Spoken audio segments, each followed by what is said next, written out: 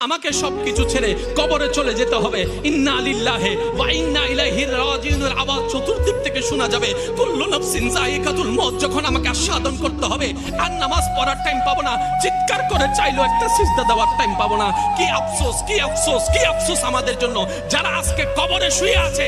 তারা রবের কাছে ফরিয়াদ করছে, মাওলা একটা সুযোগ দাও, দুনিয়াতে গিয়ে একটা নামাজ পড়ে আসি, একটা সিজদা দিয়ে আসি। কবরবাসী চিৎকার করে রবকে বলে, মাওলা ভুল করেছি, ভুল করেছি, ভুল করেছি, একটা সুযোগ দাও।